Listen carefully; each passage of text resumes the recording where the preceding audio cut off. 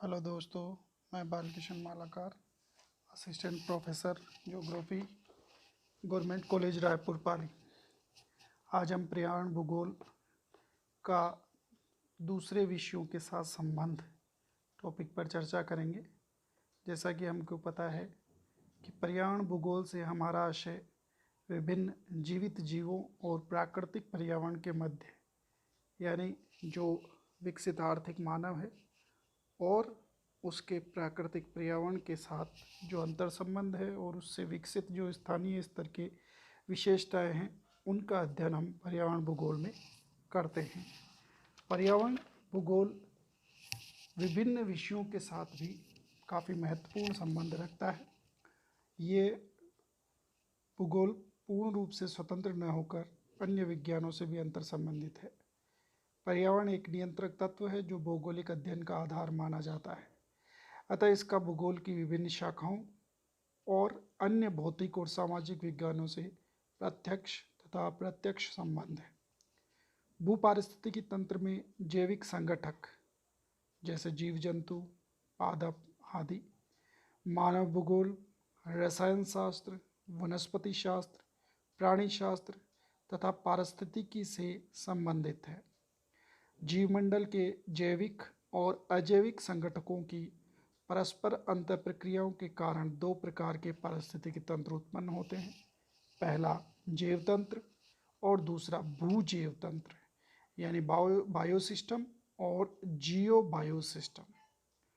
जैव तंत्र का अध्ययन हम जीव विज्ञान विषय में करते हैं, जबकि भूजैव तंत्र का हम अध्ययन पर्यावरण भूगोल के अंतर्गत करते हैं।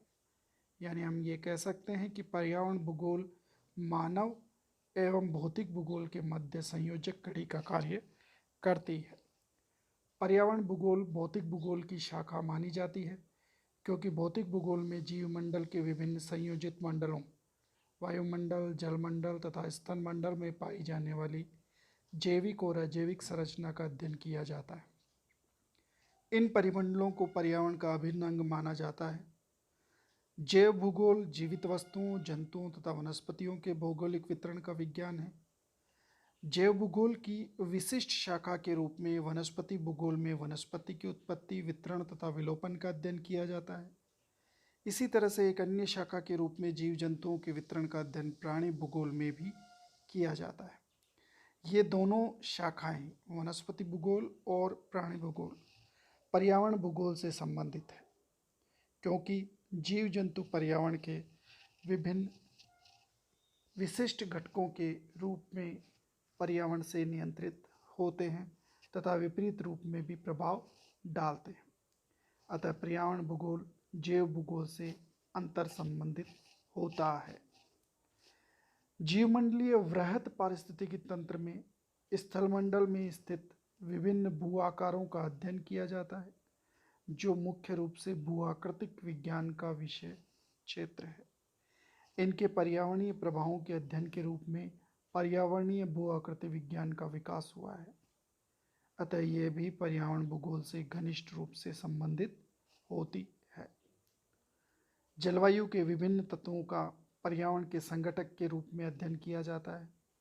इसी प्रकार जल विज्ञान का अध्ययन भी प्राकृतिक विज्ञानों में किया जाता है।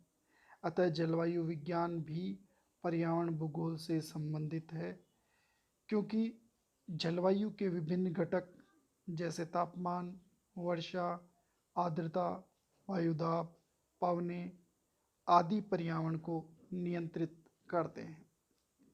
वायुमंडलीय प्रकोपों का भी अध्ययन इसी क्रम में किया जाता है। इस तरह से हम देख सकते हैं कि पर्यावरण भूगोल विभिन्न विषयों, जिसमें हम जैव भूगोल, वनस्पति भूगोल, प्राणी भूगोल, भौतिक विज्ञान या भूआकृतिक विज्ञान, जलवायु विज्ञान, समुद्र विज्ञान आदि से संबंधित है और इनसे अपना विषय वस्तु प्राप्त करता है। पर्यावरण भूगोल के प्रमुख घटक तत्व जो हैं, उनसे रिलेटेड टॉपिक पर चर्चा हम अगले वीडियो में करते हैं। धन्यवाद।